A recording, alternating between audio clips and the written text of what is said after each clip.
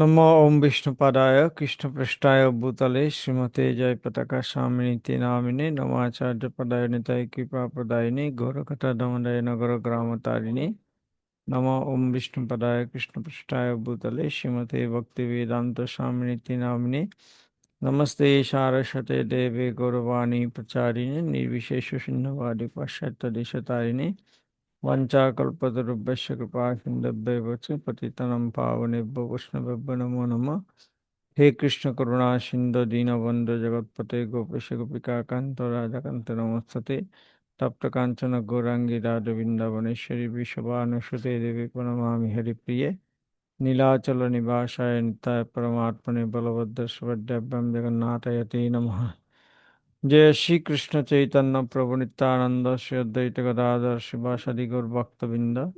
हरे कृष्ण कृष्ण कृष्ण हरे हरे हरे राम राम राम हरे हरे।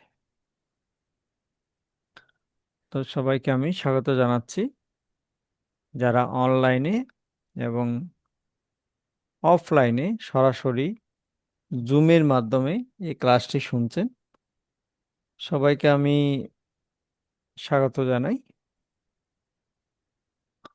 তো আমরা আলোচনা করছি জগন্নাথপুরী মন্দিরের বিবরণ। গতকালকে আমরা আলোচনা করেছিলাম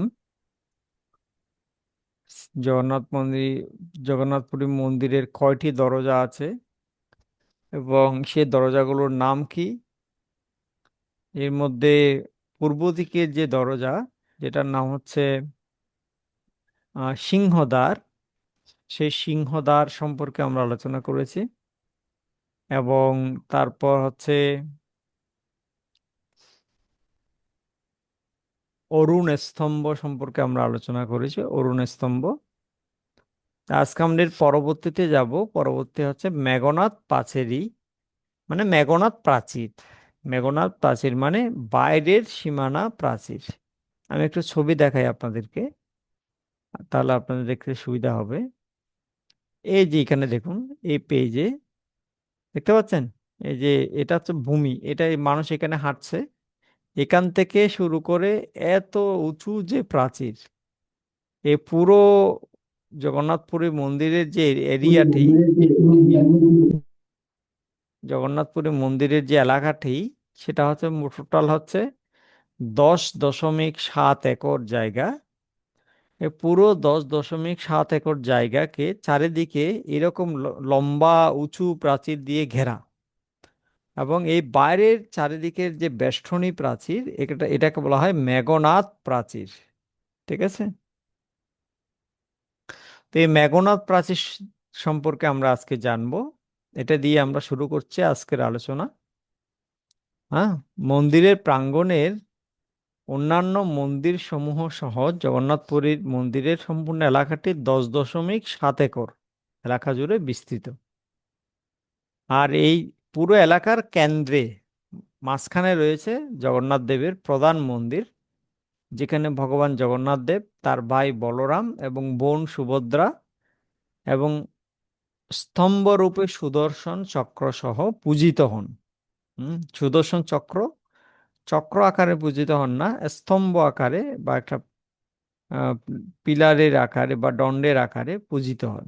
ঠিক আছে। কেন এরকম, তার পিছনে অবশ্যই কারণ আছে, সেটা আমরা এখন বলছি না, সেটা আমাদের আলোচ্য বিষয় না। পরবর্তীতে কোনো সময় আমরা হয়তো সেটা আলোচনা করব, কেন চক্রকে এরকম একটা স্তম্ভ হতে হলো। হ্যাঁ, এটার পিছনে একটা এটার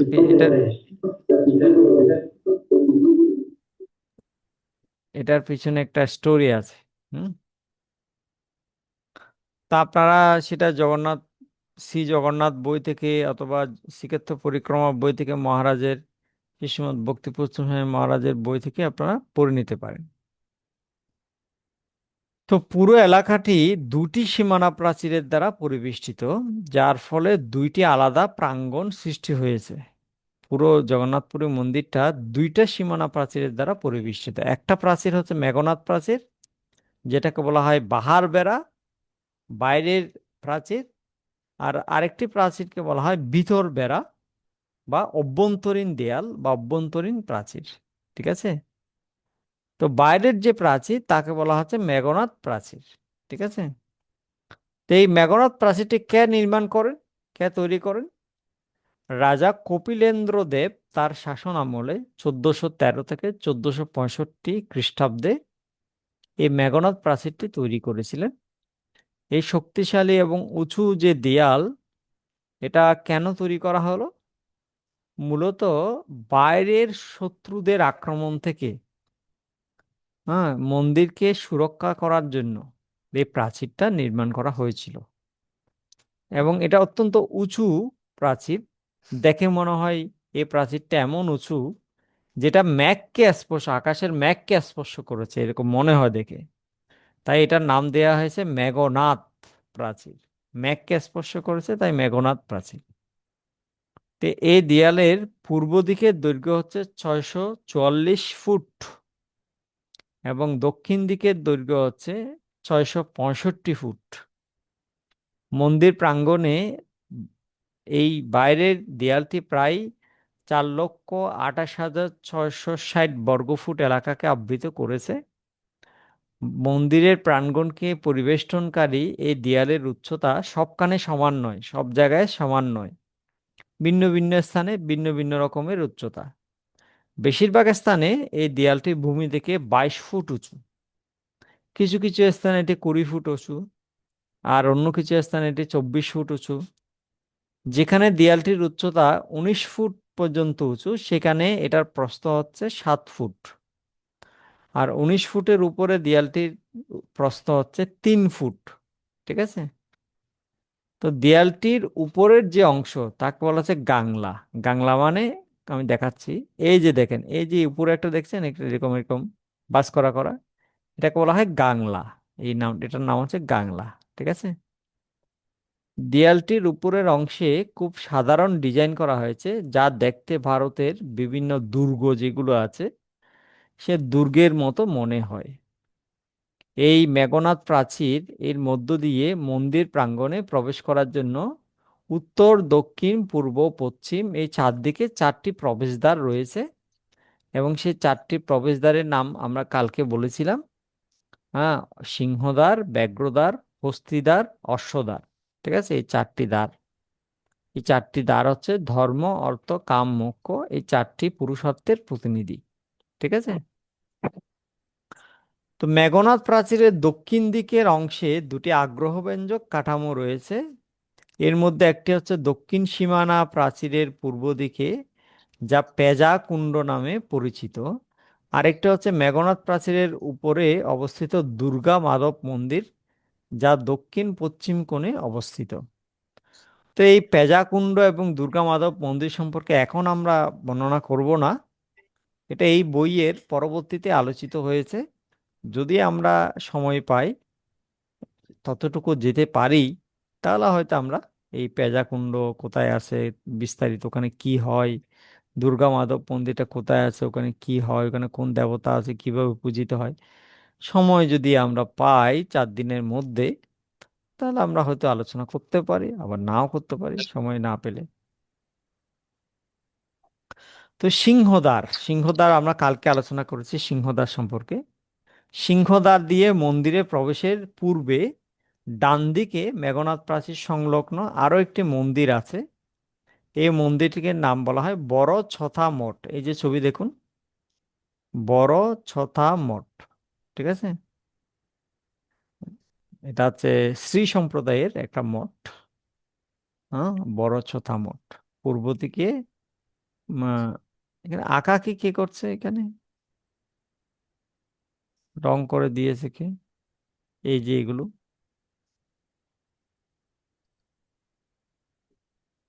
দয়া করে কেউ আঁকাকি করবেন না।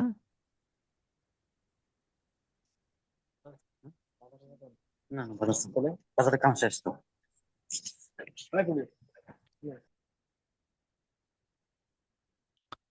তো সিংহদ্বার দিয়ে মন্দিরে প্রবেশের পূর্বে ডান দিকে মেঘনাদ প্রাচীর সংলগ্ন একটি মন্দির আছে, যেটাকে বলা হচ্ছে বড়সতা মঠ।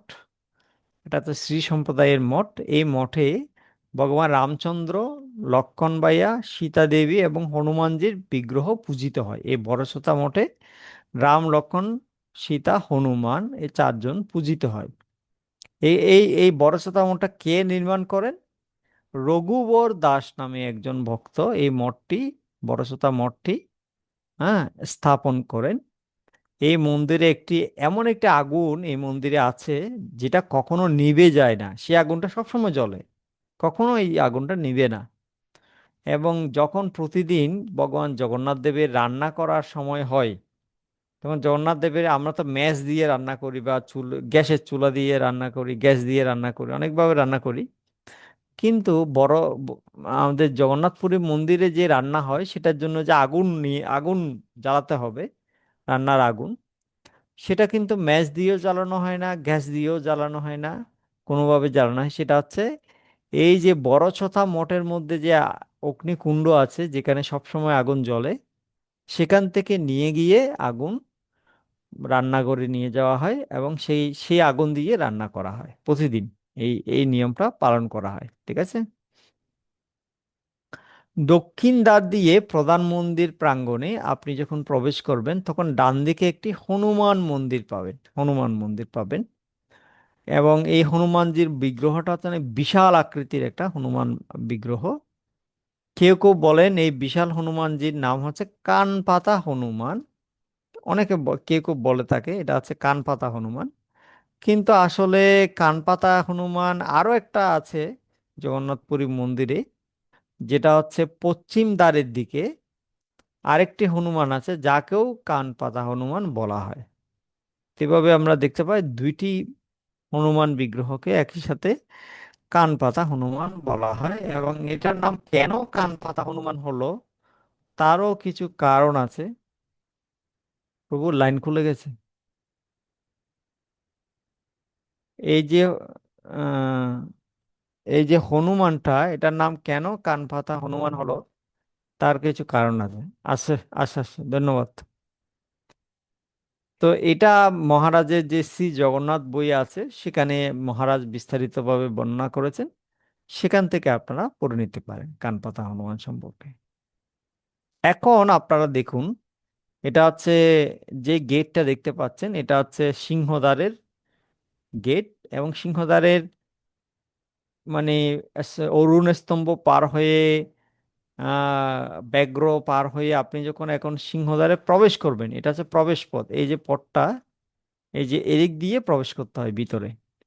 তো এদিক দিয়ে প্রবেশ করার সময় হাতের ডান পাশে একটা বিগ্রহ আছে, জগন্নাথের মুখ দেখা যায়। এটাকে বলা হয় পতিত পাবন বিগ্রহ, ভগবান জগন্নাথের পতিত পাবন রূপ, ঠিক আছে। তো এই পতিত পাবন বিগ্রহ সম্পর্কে আমরা এখন আলোচনা করব, ঠিক আছে। মুখশালা, এটার নাম হচ্ছে মুখশালা।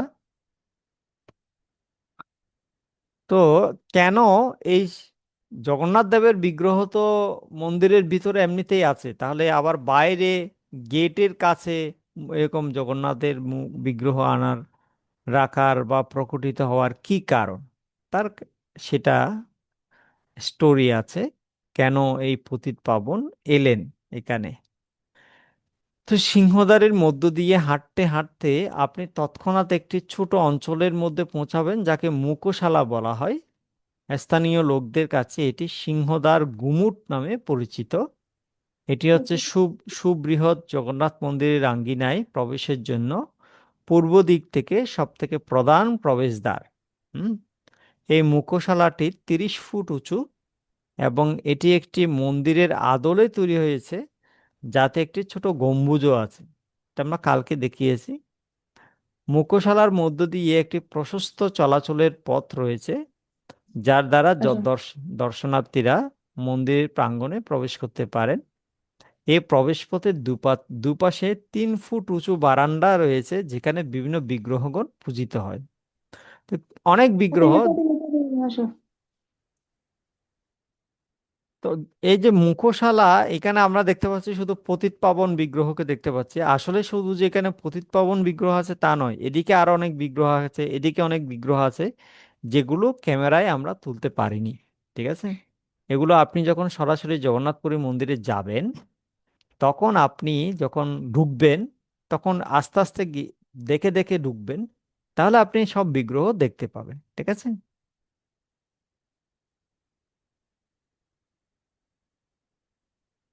তো এখন কথা হচ্ছে, এই যে পতিতপাবন বিগ্রহের কথা আমরা বলছি, পতিতপাবন জগন্নাথ কোনটা? এইটা, যেটা মন্দিরের বাইরে থেকে একদম মেইন রাস্তা থেকে এই বিগ্রহকে দেখা যায়। মুসলিমরাও দেখতে পারে, যে কেউ দেখতে পারে, যেহেতু জগন্নাথপুরী মন্দিরে হিন্দু ব্যতীত অন্য কারো প্রবেশ নেই। তাই যারা মন্দিরে প্রবেশ করতে পারে না, তারা মন্দিরের বাইরে থেকে এই পতিতপাবন বিগ্রহকে দর্শন করে জগন্নাথের কাছে প্রার্থনা করে, জগন্নাথের আশীর্বাদ নেয়। ঠিক আছে? তো কেন এই পতিতপাবন স্থাপিত হলো, তার একটা স্টোরি আছে, যেটা আমরা একটু পরে জানাচ্ছি আপনাদেরকে। এই শ্রীবিগ্রহ ডান পাশের বারান্দার কিছুটা উত্তর দিকে একটি ছোট্ট মণ্ডপের মধ্যে অবস্থিত, যেটা 4 ফুট বাই 4 ফুট এবং দেয়ালের সাথে সংযুক্ত। পতিতপাবনের যে শ্রীমুখ, সেটা ভগবান জগন্নাথের মুখের মতো। এই বিগ্রহ আপনি রাস্তা থেকেও দেখতে পারেন, অথবা শ্রীমন্দিরে প্রবেশের সময়ও দেখতে পারেন। যে সমস্ত ব্যক্তিরা মন্দিরে প্রবেশ করতে পারে না, তারা রাস্তার উপর দাঁড়িয়ে বাইরে থেকে এই শিববিগ্রহ দর্শন করেন এবং তাদের প্রার্থনা নিবেদন করেন। মনে করা হয় যে দুনো দুনো নামক এক প্রকার সুগন্ধি থেকে এই পতিত পাবন দেবকে তৈরি করা হয়েছে। ধূপধুনো বলি না আমরা, ধূপধুনো, এই ধুনো নামক এক প্রকার সুগন্ধি থেকে এই পতিত পাবন বিগ্রহকে তৈরি করা হয়েছে। 1800 শতকে রামচন্দ্র দেব নামে একজন রাজা ছিলেন, যিনি উড়িষ্যা শাসন করছিলেন সে সময়। ঘটনাক্রমে তিনি একজন মুসলিম নারীকে বিয়ে করতে বাধ্য হন। কেন বিয়ে করেন মুসলিম নারীকে, তার পিছনে কারণ হচ্ছে, রামচন্দ্রদেব যখন জগন্নাথপুরীতে রাজত্ব করছিলেন, তখন একটা মুসলিম রাজা জগন্নাথপুরীকে আক্রমণ করে এবং সে হুমকি দেয় যে যদি তুমি ইসলাম ধর্ম গ্রহণ না করো, তাহলে আমরা এই পুরী মন্দির এবং এখানে যত যত বিগ্রহ আছে সব নষ্ট করে ভেঙে দেব, পুড়িয়ে দেব। তো সে কারণে রাজা রামচন্দ্রদেব চিন্তা করলেন, আমি যদি ধর্ম ত্যাগ করি, ধর্মান্তরিত হই, তাহলে ভগবানের মন্দিরটা বেঁচে যাবে, ভগবান সুরক্ষিত থাকবে। তাই ভগবানের স্বার্থে তিনি ইসলাম ধর্ম গ্রহণ করেছিলেন। এবং সে কারণে তিনি যেহেতু ইসলাম ধর্ম গ্রহণ করেছিলেন, তাই পুরীতে যারা পান্ডা ছিল, তারা তো কোনো বিধর্মীকে প্রবেশ করতে দেয় না। তখন তারা রাজা রামচন্দ্রদেবকে বলেছিলেন, আপনি মন্দিরে ঢুকতে পারবেন না, মন্দিরে আপনার এলাও নেই, কারণ আপনি এখন বিপরীত ধর্ম গ্রহণ করেছেন। সে কারণে ভগবানের কাছে রাজা রামচন্দ্রদেব প্রতিদিন আসতেন দর্শন করার জন্য। রাস্তা থেকে কান্না করে করে ভগবানের কাছে প্রার্থনা করতেন যে হে ভগবান, আমার কি দোষ? আমি তো তোমাকে রক্ষা করার জন্য, তোমার সেবার জন্যই আমি এই কাজটা করেছি। এটা কি আমার দোষ? কেন তুমি আমাকে তোমার দর্শন থেকে বঞ্চিত করছো? কান্না করে করে প্রতিদিন জগন্নাথের কাছে প্রার্থনা করতেন। তা একদিন ভোরবেলা যখন রামচন্দ্র দেব আকুল ভাবে প্রার্থনা করছিলেন, জগন্নাথের বেদী কাঁপতে লাগলো সেই প্রার্থনায়। তখন জগন্নাথ দেব আর নিজেকে স্থির রাখতে পারলেন না। তিনি সেই বেদী থেকে হেঁটে হেঁটে এই গেটে চলে এলেন। গেটে চলে এসে এই স্থানে, মুখশালায় তিনি নিজেকে প্রতিষ্ঠিত করলেন এবং এখান থেকে তিনি রাজা রামচন্দ্রদেবকে দর্শন প্রদান করলেন। এবং সেই থেকে যে এই বিগ্রহের নাম হলো পতিত পাবন। কেন পতিত পাবন? রামচন্দ্রদেব পতিত ছিলেন, তিনি বিধর্ম গ্রহণ করেছেন, কিন্তু পতিত ব্যক্তিকেও উদ্ধার করার জন্য যেহেতু জগন্নাথ দেব এখানে প্রকটিত হলেন, তাই তার নাম হলো পতিত পাবন। ঠিক আছে? তো এমনকি খ্রিস্টান ধর্মের, বৌদ্ধ ধর্মের বা অন্যান্য ধর্মের যে সমস্ত লোকেরা জগন্নাথ মন্দিরে প্রবেশ করতে পারে না, তারা কি করে, বাইরে থেকে এই জগন্নাথের বিগ্রহ পতিত পাবন দেবকে দর্শন করে, তার কাছে প্রার্থনা নিবেদন করে, তার আশীর্বাদ ভিক্ষা করে আর কৃপা লাভ করে। সেজন্য এই বিগ্রহের নাম হচ্ছে পতিত পাবন। ঠিক আছে? এবং পতিত পাবন ভগবান তিনি সবাইকে উদ্ধার করেন। সবাইকে দর্শন দান করেন। তো এই সম্পর্কে আমি যে লীলাটা বললাম, এটা মহারাজের যে শ্রী জগন্নাথ বই আছে সেখানে বিস্তারিতভাবে বর্ণনা আছে। তা আপনারা সেখান থেকে আরো, আমি সংক্ষেপে বললাম, মহারাজের বই থেকে আরো বিস্তারিত আপনারা জানতে পারেন। তো গুমুটের ডান পাশের দেয়ালে অন্যান্য বিগ্রহ, আরো অনেক বিগ্রহ আছে। প্রথম বিগ্রহ হচ্ছেন ভগবান নৃসিংহদেবের বিগ্রহ, যিনি তার 20টি হাত দিয়ে হিরণ্যকশিপুর হৃদয়কে বিদ্ধ করছেন। দ্বিতীয় বিগ্রহ হচ্ছেন সুগ্রীবের বিগ্রহ, যাকে অনেকটা দেখতে হনুমানের মতোই লাগে। যেহেতু এই বিগ্রহকে দেখতে ভগবান রামচন্দ্রের মহান ভক্ত হনুমানের মতো লাগে, তাই স্থানীয় লোকেরা এই বিগ্রহকে মহাবীর হনুমান বলে সম্বোধন করে। বারান্দার বাম পাশে রয়েছে পট হনুমান, শ্রী শ্রী রাধা কৃষ্ণ, শ্রী নৃসিংহদেব এবং শ্রী গণেশের বিগ্রহ ছিল। রামানুজাচার্যের সময়ে, রামানুজাচার্য যখন এই জগতে লীলাবিলাস করছিলেন, তখন সেই সময়ে পট হনুমান বিগ্রহটি এই মন্দিরে স্থাপন করা হয়, যা হচ্ছে মন্দির প্রাঙ্গণের একটি মুখ্য প্রধান বিগ্রহ। হনুমান বিগ্রহের উপরে রয়েছে দুর্গা দেবীর একটি চিত্রপট ছবি। পট হনুমান হচ্ছে পঞ্চ রামানন্দী খালসা ভক্তদের আরাধ্য বিগ্রহ। এবং পনা সংক্রান্তি নামে একটা সংক্রান্তি আছে, এই এই সংক্রান্তির দিনে সাধারণত এই পট হনুমান বিগ্রহকে খুব বিশেষ বস্ত্র পরিধান করানো হয়, বিশেষ বোক লাগানো হয়। হুম। তো বাম দিকে রয়েছে শ্রী শ্রী রাধাকৃষ্ণের বিগ্রহ। ওই মুখশালার মধ্যে বাম দিকে রয়েছে শ্রী শ্রী রাধাকৃষ্ণের বিগ্রহ। এবং সেই বিগ্রহের ঝুলন যাত্রা, যেটাকে আমরা বলি ঝুলন যাত্রা, রাধাকৃষ্ণের ঝুলন লীলা অনেক জাঁকজমকভাবে পালিত হয়। তো মন্দির প্রাঙ্গণে প্রবেশের জন্য অন্য তিন দিকে আরো তিনটি দরজা আছে, যেগুলো যেগুলো আমরা বলেছি আগে, আপনাদেরকে কালকে বলেছি। কিন্তু এই প্রবেশ দ্বারটি অন্য তিনটির থেকে বেশি প্রশস্ত। অন্য যে ব্যাঘ্রদ্বার, হস্তিদ্বার, অশ্বদ্বার, সেগুলো অতটা প্রশস্ত নয়, কিন্তু এই সিংহদ্বারটি অনেক প্রশস্ত, কারণ বেশিরভাগ লোক এই সিংহদ্বার দিয়েই মন্দিরে প্রবেশ করে। ঠিক আছে। তো এবার আসছে 5 নাম্বার, যমশিলা। যমশিলা, যমের শিলা। যম মানে তো বুঝেন না, যে সবার বিচার করে। তো সেই যমের শিলা কোথায় আছে? যমশিলা আমি দেখাচ্ছি, এই যে দেখেন, এটা হচ্ছে পতিতপাবনের বিগ্রহ। আমরা এখন সিংহদ্বারে আছি, সিংহদ্বার দিয়ে আমরা ঢুকলাম, ঢুকে এদিকে পতিতপাবন বিগ্রহ আছে। পতিতপাবন বিগ্রহকে পার হয়ে এই যে এখানে দেখেন, এইখানে দেখেন একটা চার কোণা আয়তাকার কালো রঙের একটা পাথর দেখা দেখা যাচ্ছে। ঠিক আছে। চার কোণা আয়তাকার একটা পাথর আছে, কুচকুচে কালো। সেই পাথরটার নাম হচ্ছে যমশিলা। ঠিক আছে। এখন এই যমশিলার কাজটা কি? হ্যাঁ, এই যমশিলা কেন আছে? এটা কেন এখানে এই যমশিলাটা রাখা হয়েছে? সেই যমশিলাতে পা দিলে কি হয়? ঠিক আছে। আর এই যমশিলাতে কখন পা দেয়া যাবে আর কখন পা দেয়া যাবে না, এইগুলো আমাদেরকে জানতে হবে। ঠিক আছে। অনেক ভক্তরা এগুলো জানে না, এমনি পুরী মন্দিরে যায়, এমনিতে ঘুরে আসে, কিন্তু এই ছোট ছোট বিষয়গুলো তারা জানে না। শ্রী মন্দিরে প্রবেশ করার সিঁড়ি সমূহের প্রায় শুরুতে, এই সিঁড়ি এখনো শুরু হয়নি, এই সিঁড়ির নিচে, সিঁড়ি এখান থেকে শুরু, 1 2 3 4 এভাবে করে শুরু। এখানে 22টা ধাপ আছে। এই 22টা ধাপ যুক্ত সিঁড়িকে বলা হয় 22 পাহাস। 22 পাহাস। আর এই 22 পাহাসের নিচে আছে যমশিলা। ঠিক আছে। তো এই যমশিলা 22টি ধাপ সমন্বিত সিঁড়ি, 22 পাহাস, সেটার নিচে অবস্থিত।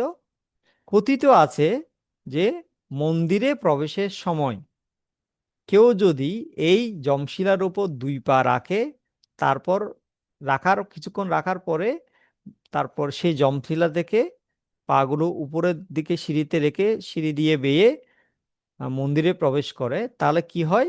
তার সকল পাপ, ওই ব্যক্তির যত পাপ করেছে সারা জীবন ধরে এর আগের জন্মে, সব পাপ ওই যমশিলা শোষণ করে নেয়। আমরা সবাই তো পাপ করেছি না, জেনে হোক, অজেনে, অজ্ঞানে হোক, জানতে হোক, অজান্তে হোক, এই জন্মে আগের জন্মে কত পাপ করেছি। তো কৃষ্ণ ভগবদ গীতায় বলেছেন, যেষাম তু অন্তগতম পাপাম জনানাম পুণ্যকর্মণাম তে দ্বন্দ্ব মোহ নির্মুক্তা ভজন্তে মাম দৃঢ়ব্রতা। অর্থাৎ যারা পাপ থেকে সম্পূর্ণ মুক্ত হয়েছে এবং সবসময় পুণ্যকর্মে রত আছে, তারা আমাকে ভালো করে ভজন সাধন করতে পারে। তা এখন আমরা তো ভজন সাধন করে পাপ থেকে মুক্ত হব, অত শক্তি আমাদের নেই, অত ক্ষমতা আমাদের নেই। কলিযুগের দেহ, না পারি সাধন ভজন করতে, না পারি কঠোর তপস্যা করতে, না পারি কঠোর ব্রত পালন করতে, কি উপায় আমাদের হবে? সেজন্য ভগবান জগন্নাথের দয়া করে এই যমশিলাটা এখানে রেখেছেন। মন্দিরে প্রবেশের আগে দুই পা দিয়ে এই যমশিলার উপর, হ্যাঁ, 30 সেকেন্ড একটু দাঁড়াবেন। তাহলে কি হবে? আপনার শরীরে যত পাপ আছে, সব পাপ এই যমশিলা আপনার থেকে শোষণ করে নেবে।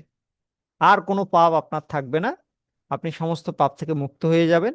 তারপর এবার আপনি সিঁড়ি বেয়ে উপরে উঠে যাবেন জগন্নাথকে দর্শন করার জন্য।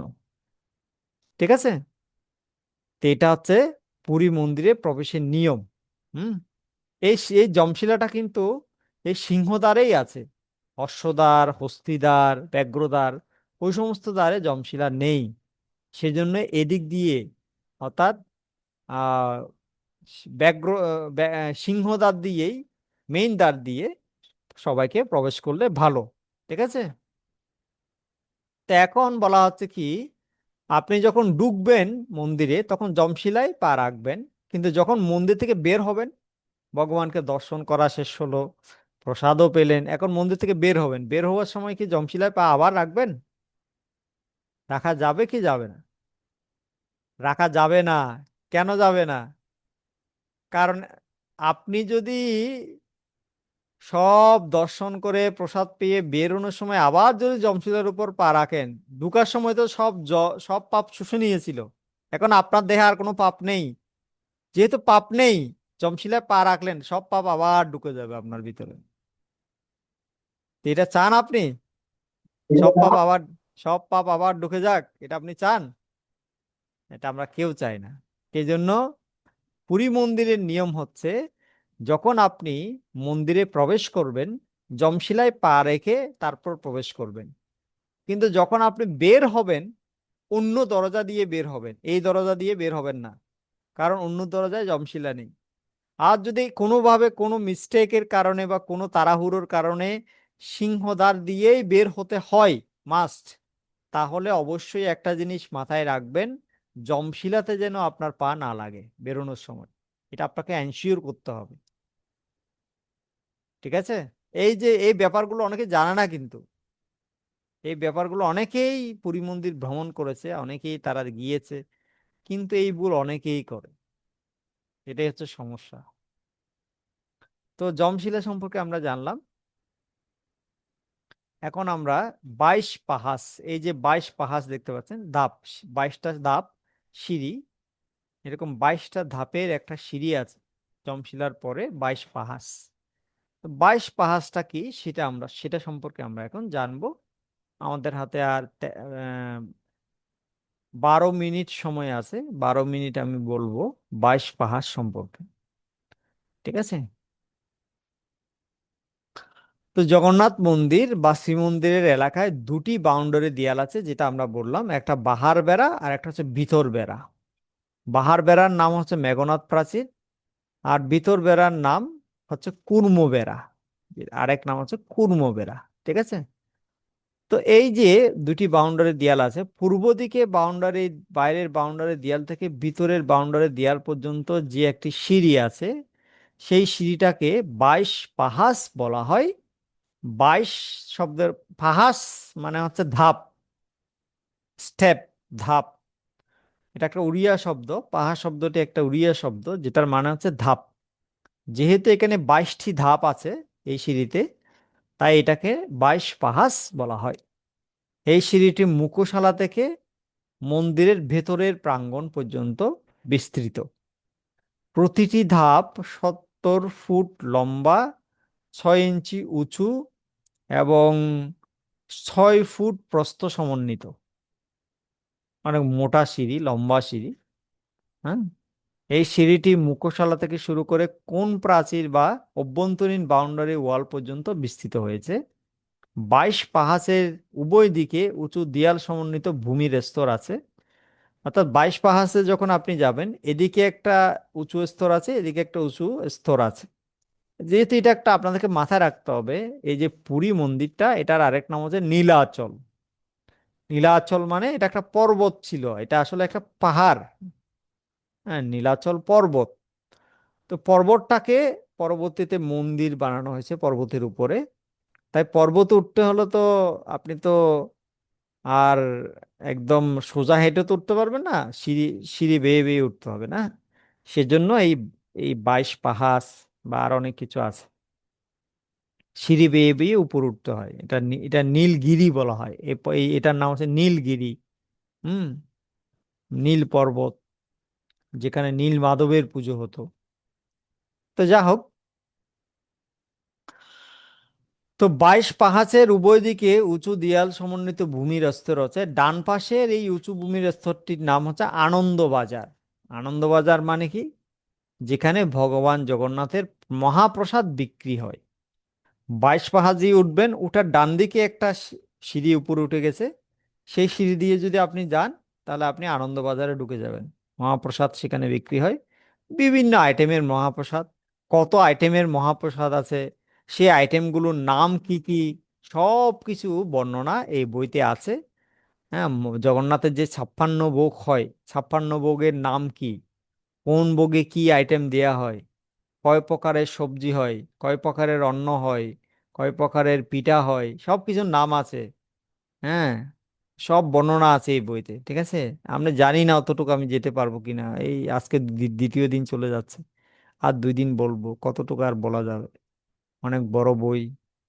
হুম, তো যতটুকু পারি বলছি আপনাদেরকে। তো আনন্দবাজার, যেটাতে মহাপ্রসাদ, জগন্নাথের যে মহাপ্রসাদ সেটা বিক্রি হয় ওই আনন্দবাজারে। এটা হচ্ছে ডান দিকের স্তর। আর বাম পাশে, 22 পাহাচের বাম পাশে যে ভূমি স্তরটি আছে, সেটা হচ্ছে রান্নাঘর, কিচেন। হ্যাঁ, জগন্নাথের মেইন কিচেন, যেখানে লক্ষ্মী দেবী ভগবানের জন্য রান্না করেন। আর লক্ষ্মী দেবীকে সহায়তা করেন অনেক রাঁধুনি। রাঁধুনিদেরকে বলা হয় সুপকার। সুপকার বা রাঁধুনি, তারা ভগবান জগন্নাথ দেবের জন্য ভোগ রন্ধন করে। এই আপনি যখন এই 22 পাহাচ নামক সিঁড়িটি অতিক্রম করবেন, এই 22 পাহাচে উঠার পরেই, একটু উঠেই বাম পাশে আহ একটা ছোট্ট একটা মন্দির আছে, যেটার নাম হচ্ছে কাশী বিশ্বনাথ মন্দির। অর্থাৎ কাশী বিশ্বনাথটা কোথায় আছে? এটা কি পুরীতে আছে কাশী বিশ্বনাথ? কাশী বিশ্বনাথ আছে বা কাশীতে, মানে বারাণসী নগরী, কাশীধাম, সেখানে হচ্ছে কাশী বিশ্বনাথ আছে। এই সেই কাশী বিশ্বনাথ আবার পুরী ধামেও আছে। কোথায়? এই 22 পাহাচের পাশে, বাম পাশে, ঠিক আছে। সেম কাশী বিশ্বনাথ। এটা একটা কাহিনী আছে, কিভাবে কাশী বিশ্বনাথ সেই কাশীধাম থেকে পুরী ধামে প্রকট হলেন, তার একটা কাহিনী আছে। সেটা আমরা পরে একটু একটু একটু পরে জানাবো আপনাদেরকে, কিভাবে এলেন তিনি। আর আর কি আছে? বাম পাশে আরেকটি সীতারাম মন্দির আছে। সীতারাম মন্দির আছে, আর একটা নৃসিংহ মন্দির আছে, এবং একটা গণেশ মন্দির আছে। এগুলো সব বাম পাশে আছে, 22 পাহাচের বাম পাশে, ঠিক আছে। আর ডান পাশে কোনো মন্দির নেই। ডান পাশে একটা উঁচু দেয়ালের মতো বাউন্ডারি আছে। আর সেই উঁচু দেয়ালটা পার হলে আপনি সেখানে একটা সিঁড়ি আছে, সিঁড়ি দিয়ে উঠে গেলে আপনি আনন্দবাজারে ঢুকে যাবেন। সেদিকে কোনো মন্দির নেই, ঠিক আছে। জানি না, আমি ক্লাস দিচ্ছি। জগন্নাথপুরীতে অবস্থানকালে ভগবান চৈতন্য মহাপ্রভু এই যে নৃসিংহ মন্দির আছে, 22 পাহাচে নৃসিংহ মন্দির আছে, সেই নৃসিংহদেবের মন্দিরের সামনে নৃত্য করতে অভ্যস্ত ছিলেন। ভগবান চৈতন্য মহাপ্রভু তিনি প্রতিদিন যেতেন ভগবান জগন্নাথ দেবকে দর্শন করার জন্য। এবং তিনি যখন 22 পাহাচ দিয়ে উঠতেন, তখন নৃসিংহদেবের মন্দিরের সামনে তিনি অনেকক্ষণ নৃত্য করতেন, নৃসিংহদেবকে দর্শন করে নৃসিংহ আরতি গাইতেন, নৃত্য করতেন। হুম। তো 22 পাহাচের বাম দিকে কিছুটা মন্দির থাকলেও ডান পাশে আপনি কোনো মন্দির দেখতে পাবেন না, যেটা আমি বলে দিলাম। সেখানে শুধু উঁচু দেয়াল আছে, এটা আমি বলেছি। আপনি যখন 22 পাহাচ এলাকার প্রবেশ করবেন, আপনি আপনার ডান পাশে দেখতে পাবেন একটি মণ্ডপ আছে, যাকে বলা হয় চাহনি মণ্ডপ। অর্থাৎ এটি চাহনি মণ্ডপটা কোথায়? এটা হচ্ছে যে আপনি আনন্দবাজারে যখন আপনি ঢুকবেন, ডান পাশে সিঁড়ি বেয়ে আনন্দবাজারে ঢুকবেন। আনন্দবাজারে ঢোকার পরে সে আনন্দবাজারের একটা অংশে, যেখানে হাত ধুই, প্রসাদ খাওয়ার পরে হাত ধুই না লোকেরা, বেসিন যেখানে আছে, বেসিনের বাম পাশে একটা বড় একটা মণ্ডপ আছে, যাকে বলা হয় চাহনি মণ্ডপ বা বেট মণ্ডপ। হ্যাঁ, চাহনি মণ্ডপ বা বেট মণ্ডপ। তো আপনি সিঁড়ি থেকে মণ্ডপটিকে স্পষ্টভাবে দেখতে পাবেন না, অর্থাৎ 22 পাহাচ থেকে ওই মণ্ডপটাকে দেখা যাবে না। কিন্তু ওই ডান দিকে সিঁড়ি বেয়ে যখন আপনি একটু উপরে উঠবেন, আনন্দবাজারে ঢুকবেন, তখন ওই মণ্ডপটাকে দেখা যাবে। হুম। তো এই মণ্ডপে কি হয় আসলে? হ্যাঁ, এই মণ্ডপে যখন ওই আমরা বলি না স্নান যাত্রা হয়, স্নান যাত্রা, জগন্নাথ দেবের স্নান যাত্রা হয়, এই স্নান যাত্রার সময় জগন্নাথ, বলদেব, সুভদ্রা মহারানীকে এই চাহনি মণ্ডপে নিয়ে আসা হয়। মেইন মন্দির থেকে, মেইন গর্ভগৃহ থেকে এই চাহনি মণ্ডপে বা ভেট মণ্ডপে নিয়ে আসা হয়, সেখানে রাখা হয় এবং সেখানে তাদেরকে স্নান করানো হয়, যেটা আমরা টিভিতে দেখে থাকি, লাইভ টেলিকাস্ট হয়। ঠিক আছে। চাহনি শব্দের অর্থ হচ্ছে দেখা, আর মণ্ডপ শব্দের মানে হচ্ছে মণ্ডপ। তো এই মণ্ডপে লক্ষ্মী দেবী আসেন ভগবানকে দেখার জন্য। তাকে ভেট মণ্ডপ, তাই তাকে ভেট মণ্ডপও বলা হয়। ভেট মানে মিলন, ভেট মানে মিলন। আর ভেট মণ্ডপ মানে মানে মানে হচ্ছে যেই মণ্ডপে লক্ষ্মী দেবীর সাথে ভগবান জগন্নাথের মিলন হয়, তাকে বলা হচ্ছে ভেট মণ্ডপ। বিশেষ করে যখন ভগবান জগন্নাথ মাসির বাড়ি চলে যান, মাসির বাড়ি মানে কোথায়? গুন্ডিচা মন্দির। গুন্ডিচা মন্দিরে যখন চলে যান, এর চলে যাওয়ার পরে লক্ষ্মী দেবী অনেক বিরহে ভোগেন, ভগবান জগন্নাথের বিরহে ভোগেন। কখন ভগবান আসবে তিনি দেখার জন্য এই চাহনি মণ্ডপে আসেন। তিনি এইভাবে এইভাবে দেখেন, কোথায় ভগবান জগন্নাথ, কখন আসবে? কতদিন হয়ে গেল, 3-4 দিন হয়ে গেল, খবর নেই আসার। আদৌ কি আসবে কি আসবে না? হ্যাঁ, এতদিন পরে গেল মাসির বাড়ি। হ্যাঁ, মাসির বাড়ি, সোনার হাড়ি, মার বোন মাসি, মার থেকে বেশি, আর কি আসবে ফিরে? তো এইভাবে লক্ষ্মী দেবী চিন্তা করেন। আর এই চাহনি মণ্ডপে এসে দেখতে থাকেন, রাস্তার দিকে তাকান, কোথায় জগন্নাথ, কোথায় জগন্নাথ, কখন দেখবো তাকে। তাই এই মণ্ডপের নাম হচ্ছে চাহনি মণ্ডপ বা ভেট মণ্ডপ। হ্যাঁ, এই মণ্ডপে লক্ষ্মী দেবীর সাথে জগন্নাথের মিলন হয়। হ্যাঁ। 22 পাহাচের শেষের দিকে 3টি প্রবেশদ্বার আছে। 22 পাহাচের শেষের দিকে, মানে একদম উপরে 3টি মণ্ডপ আছে।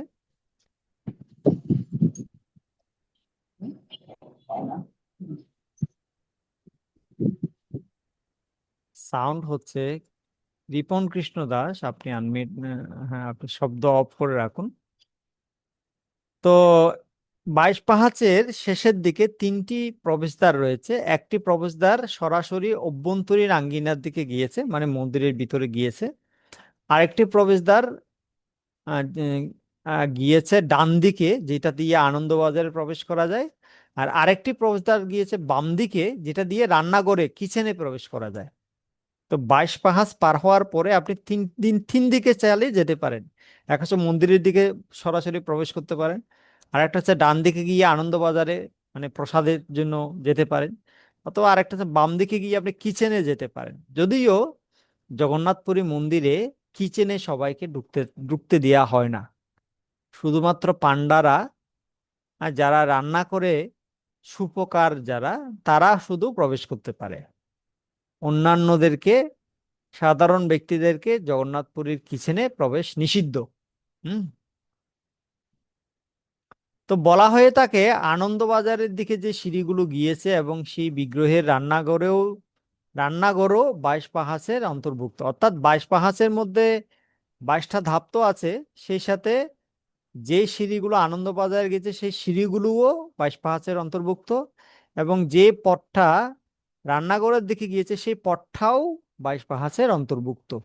ঠিক আছে, এভাবে আপনি কয়েকটা ধাপ আপনি দেখতে পাবেন। এখন কথা হচ্ছে, এই যে আঙ্গিনাটি যেখানে 22 পাহাচ অবস্থিত তা মন্দির প্রাঙ্গণের বাইরে। এটা কিন্তু মন্দিরের ভিতরে না, মন্দিরের বাইরে। মন্দির এটার পরে হচ্ছে মন্দির। বলা হয় এই যে 22 পাহাচ, এটা এটা কেন 22টা সিঁড়ি, তার কারণ আছে। এই সিঁড়িতে কেন 22টা ধাপ, তার কারণ হচ্ছে, একটা কারণ হচ্ছে আমাদের এই ব্রহ্মাণ্ড যেখানে আমরা আছি, এই ব্রহ্মাণ্ডে 14টা ভুবন আছে। আর এই 14টা ভুবন যখন আমরা পার হয়ে যাব তখন 8টি বৈকুণ্ঠ লোক পড়বে। তো 14 ভুবন, 14 + 8, 8টি বৈকুণ্ঠ লোক। তাহলে 14 + 8 কত হলো? 22 হলো না? 14 + 8 22। সেই জন্য 22টা, এই 14টা ভুবন প্লাস 22টা বৈকুণ্ঠ লোক, এছাড়া 8টা বৈকুণ্ঠ লোক, সব মিলে 22, 22টা সিঁড়ি। ঠিক আছে, এই সিঁড়ি বেয়ে আপনি উঠছেন মানে কি, এই জড়জগৎ অতিক্রম করে আপনি বৈকুণ্ঠ পৌঁছে গেছেন। বাহ, কত সুন্দর না? একদম সিম্পল বৈকুণ্ঠে যাওয়া। অনেক সময় কিছু কিছু পিতামাতারা তাদের সন্তানদেরকে, বাচ্চাদেরকে বলে, তোমরা এই সিঁড়িতে, এই সিঁড়িগুলোতে গড়াগড়ি দাও। অনেকে গড়াগড়ি দেয়, আমি গিয়েছি তো বেশ কয়েকবার, আমি দেখেছি অনেকে মানে শরীর থেকে শার্ট টাট খুলে, হ্যাঁ, গড়াগড়ি দেয় ধুলোই, ওই 22 পাহাজের যে সিঁড়িতে, সিঁড়ির ধুলোর মধ্যে গড়াগড়ি দেয়, যেন ওই ধুলোগুলো মাথায় লাগে, কপালে লাগে, দেহে লাগে। তো ওরা মনে করে এই 22 পাহাজে যদি আমরা গড়াগড়ি দিই তাহলে আয়ু বৃদ্ধি হবে, আমরা সুস্থ থাকতে পারবো। এবং তারা মনে করে এখানে সমস্ত বৈষ্ণবদের চরণধুলি আছে, তো বৈষ্ণবদের চরণধুলি হচ্ছে অনেক শক্তিশালী সাধনের বল। তাই তারা এই 22 পাহাচে গড়াগড়ি দেয়। ঠিক আছে, অনেকজন, অনেক মহারাজদেরকেও আমি দেখেছি তারা এই 22 পাহাচে গড়াগড়ি দেয়। আপনারাও গেলে একটু গড়াগড়ি দিয়ে আসবেন, সমস্যা নেই, ভালো হবে। তো এখন কথা হচ্ছে, এবার মহারাজ এখানে লিখছেন, এই যে আহ সিঁড়ি আছে, 22টি সিঁড়ি, সেগুলোর নাম কি বলছেন? কোন সিঁড়ির নাম, প্রত্যেকটা সিঁড়ির নাম আছে, বুঝতে পারছেন? তো একটা তো আমরা বললাম 14 ভুবন আর 8টি বৈকুণ্ঠ লোক। 14 ভুবনের নাম কি? ভূলোক, ভূবরলোক, স্বর্গলোক, মহলোক, জনলোক, তপলোক এবং সত্যলোক। ঠিক আছে, 7টি লোক উপরের। আর নিম্নের 7টি লোক কি? অতল, বিতল, সুতল, তলাতল, মহাতল, রসাতল, পাতাল। 14 ভুবন হয়ে গেল। আর 8টি বৈকুণ্ঠ লোক, সেগুলোর নাম কি? শ্রী বৈকুণ্ঠ, কৈবল্য বৈকুণ্ঠ, কারণার্ণব বৈকুণ্ঠ, শেষশায়ী বৈকুণ্ঠ, শ্বেতদ্বীপ বৈকুণ্ঠ, পরব্রহ্ম বৈকুণ্ঠ, গর্ভোদকশায়ী বৈকুণ্ঠ এবং কৈলাস বৈকুণ্ঠ। এই 8টি বৈকুণ্ঠ, 14টা ভুবন, সব মিলে 22টা সিঁড়ি। ঠিক আছে, আবার কারো কারো মতে এই 22টা সিঁড়ি হচ্ছে 18টি পুরাণ এবং 4টি বেদ। 18টি পুরাণ, 4টি বেদ, এই মিলে 18 + 4 = 22। আবার কারো কারো মতে এই 22টি সিঁড়ি হচ্ছে 5টি জ্ঞানেন্দ্রিয়, 5টি কর্মেন্দ্রিয়, 5টি স্থূল উপাদান, 5টি ইন্দ্রিয়ের বিষয় এবং মন, বুদ্ধি, অহংকার, এভাবে 22টা উপাদানের নিয়ে 22টি সিঁড়ি। ঠিক আছে, এভাবে এক একজন এক এক রকম ভাবে বলেছেন যে এই 22টা সিঁড়ি কেন। এখন হচ্ছে, এই যে সিঁড়িগুলো আছে সেগুলো এক একটা নাম আছে, কোন সিঁড়ির কি নাম, একটা একটা নাম আছে। তো এই নাম বলছে, 1 নাম্বার সিঁড়ির নাম হচ্ছে তিব্রা, 2 নাম্বার সিঁড়ির নাম হচ্ছে কুমুদবতী, 3 নাম্বার সিঁড়ির নাম হচ্ছে 3 নাম্বার সিঁড়ির নাম হচ্ছে মন্দা, 4 নাম্বার সিঁড়ির নাম হচ্ছে ছন্দবতী, তারপর 5 নাম্বার সিঁড়ির নাম হচ্ছে, সরি, 3 নাম্বার, 3 নাম্বার ডাবল হয়ে গেছে এখানে, 3 নাম্বারের পরে 4 নাম্বার হবে। 4 নাম্বার হচ্ছে ছন্দবতী, 5 নাম্বার হচ্ছে দয়াবতী, তারপর হচ্ছে রঞ্জনী, রতিকা, রৌদ্রা, কোদ্রা, বদরিকা, প্রসারিণী, ব্রতী, মার্জনী, খ্যাতি, রক্তা, সন্দীপনী, আজাপনী, মদন্তী, রোহিণী, রম্মা, উগ্র, খবিনা। 22টি সিঁড়ি। ঠিক আছে, এভাবে প্রত্যেকটা সিঁড়ির নাম সহ আছে। তো এখানে আরেকটা কাহিনী দিয়ে এটা এই এই 22 পাহাড়ে বর্ণনা করে আমি শেষ করে দেব, কারণ টাইম ওভার হয়ে গেছে অলরেডি। আমি এটা বলে শেষ করে দিব। 22 পাহাড় সম্পর্কে পুরী জেলার পত্রিকা গ্যাজেট পত্রিকায় একটা প্রতিবেদন বেরিয়েছিল। সেখানে বলা হচ্ছে এই যে 22 পাহাড় সিঁড়িটা, এটা একজন রাজা নির্মাণ করেনি, বিভিন্ন রাজারা পরম্পরাক্রমে এই সিঁড়িটা নির্মাণ করেছে। সম্প্রতি আমরা জানতে পেরেছি গঙ্গ বংশের ভানুদেব নামে এক রাজা উড়িষ্যা শাসন করতেন। তিনি 1357 থেকে 1378 সাল পর্যন্ত শাসন করেছিলেন, এবং তার সময়কালে এই 22 পাহাড় সিঁড়িটা নির্মাণ হয়েছিল। এই সিঁড়িটি নির্মাণকালে যখন নির্মাতারা 11তম ধাপে পৌঁছেছিল, তারা একটি নির্দিষ্ট স্থানে একটা ছিদ্র পেয়েছিল, যে ছিদ্র দিয়ে জল বেরোচ্ছিল, ক্রমাগত দ্বারা জল বেরোচ্ছিল। সেই জল প্রবাহ বন্ধ করার জন্য তারা বিভিন্নভাবে তাদের চেষ্টা করলেন, কিন্তু পারলেন না। তো অবশেষে রাজা ভানুদেব, যিনি এই সিঁড়িটা নির্মাণ করছিলেন, তিনি সমস্যাটা সম্পর্কে যখন জানতে পারলেন, তিনি ভগবান জগন্নাথের কাছে আকুলভাবে প্রার্থনা করলেন একটা পথ দেখানোর জন্য, যাতে এই জলের ধারাটা, জলের যে স্রোত সেটা বন্ধ করা যায়, যাতে সিঁড়ি নির্মাণ করা যায়। তখন রাজা ভানুদেব যখন আহার নিদ্রা ত্যাগ করলেন, এক মনে যখন ভগবানের কাছে সমস্যাটির সমাধানের জন্য প্রার্থনা করলেন, ভগবান জগন্নাথ রাজাকে জানালেন, স্বপ্নে জানালেন যে এই স্থানে একজন দেবতা আছেন, এই স্থানের দেবতা হচ্ছেন ভগবান নৃসিংহদেব। তাই জগন্নাথ বললেন, তুমি একটা কাজ করো, তুমি চক্রতীর্থে যাও এবং সেখানে লক্ষ্মী নৃসিংহদেবের আরাধনা করো, তারা তোমাকে তোমার মনোবাসনা পূর্ণ করবেন। তখন জগন্নাথ দেবের আদেশ অনুসারে রাজা চক্রতীর্থে গিয়ে ভগবান লক্ষ্মী নৃসিংহদেবের আরাধনা করতে লাগলেন। ভগবান নৃসিংহদেব রাজার উপর সন্তুষ্ট হয়ে তাকে সমুদ্রে যেতে বললেন। তাকে বললেন, তুমি সমুদ্রে যাও, সেখানে একটা আশ্চর্য বস্তু তুমি পাবে, সেই বস্তুটা তোমার সমস্যার সমাধান করবে। রাজা তখন সেই নির্দেশ মতো সমুদ্রে গেলেন, এবং তিনি দেখলেন এক অদ্ভুত একটা পাথর জলের উপর ভাসছে। পাথর ভাসছে, অদ্ভুত পাথর জলের উপর ভাসছে। সেটা ছিল একটা বিশেষ পাথর, যেটার নাম হচ্ছে মান্ডখদা পাথর। মান্ডখদা পাথর, এই পাথরটা সাধারণত উড়িষ্যাতে বাড়ি নির্মাণের কাজে ব্যবহৃত হয়। এই পাথরটিকে একটি আশ্চর্য বস্তু হিসেবে বুঝতে পেরে রাজা সেই পাথরটা নিলেন, ভক্তি সহকারে যত্ন সহকারে পাথরটি তুলে নিলেন, এবং সিঁড়ির যে স্থান থেকে জল উঠছিল সব সময়, সে স্থানে সে পাথরটা যখন রাখলেন, তখন জল প্রবাহ বন্ধ হয়ে গেল, জল প্রবাহ থেমে গেল। ওই পাথরটা রাখার সাথে সাথে জল প্রবাহ বন্ধ হয়ে গেল। সারা জগন্নাথ মন্দিরে আপনি সর্বত্র একই রকমের পাথর দেখতে পাবেন, যাকে বলা হয় কুণ্ড পাথর। কিন্তু এই একটা স্থানে একটা ব্যতিক্রমধর্মী পাথর আছে, যেটার নাম হচ্ছে মান্ডখড়া পাথর। ঠিক আছে, এটা ভিন্ন পাথর, একটু ভিন্ন রকমের পাথর।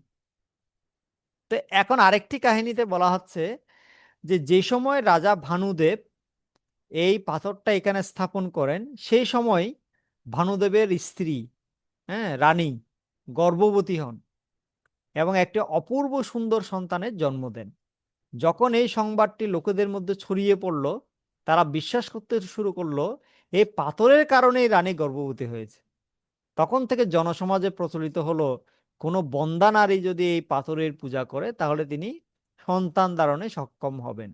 এখনো পর্যন্ত লোকেরা সন্তান প্রাপ্তির আশায় মহাপ্রসাদ অর্পণ করে এই পাথরকে পুজো করতে আসে। তো এখানে একটা গান আছে, এটা নিয়ে একটা উড়িয়া ভাষায় গানও আছে। হরি বলো ভাই গোবিন্দ বলো, বাসিলা পাথর বুদিলা সলো। হ্যাঁ, ভানুদেব রাজা কীর্তি রাখিলা, ঝর্ণা পাথরে বন্ধ করিলা, অপুত্রিকা দোষ মুক্ত হইলা, যুগে যুগকু খুব অমর হইলা। এটা একটা উড়িয়া গান। এটার মানে হচ্ছে, হে প্রিয় বাথা, হরি এবং গোবিন্দের নাম কীর্তন করো, পাথর ভাসছে আর কোমল কাঠ ডুবে যাচ্ছে। রাজা ভানু কীর্তি রেখে গেছেন, তিনি একটি পাথর দিয়ে ঝর্ণাকে বন্ধ করেছেন, তিনি অপুত্রক দোষ থেকে মুক্ত হয়েছেন, তিনি যুগ যুগ ধরে অমর হয়ে রয়েছেন। এটা হচ্ছে সেই গানের অর্থ। তো এরপরে চৈতন্য চরিতামৃত থেকে কিছু বর্ণনা আছে, সেগুলো আমি এখন আর বলছি না, কারণ টাইম বেশি হয়ে গেছে। এটা আমি এখন যে বর্ণনাটা আছে, এটা আমি কালকে আপনাদের সাথে শেয়ার করব। তা আজকে আমি এতটুকু রাখছি। আপনাদের কারো যদি কোনো প্রশ্ন থাকে আজকে যেগুলো আমি আলোচনা করেছি তার ভিত্তিতে তাহলে আপনারা জিজ্ঞেস করতে পারেন। হরে কৃষ্ণ কৃষ্ণ কৃষ্ণ হরে হরে, হরে রাম রাম রাম। শিল প্রভুপাদ কি জয়, জগন্নাথ বলদেব সুদামা রানী কি জয়, গৌর প্রেমানন্দ হরে।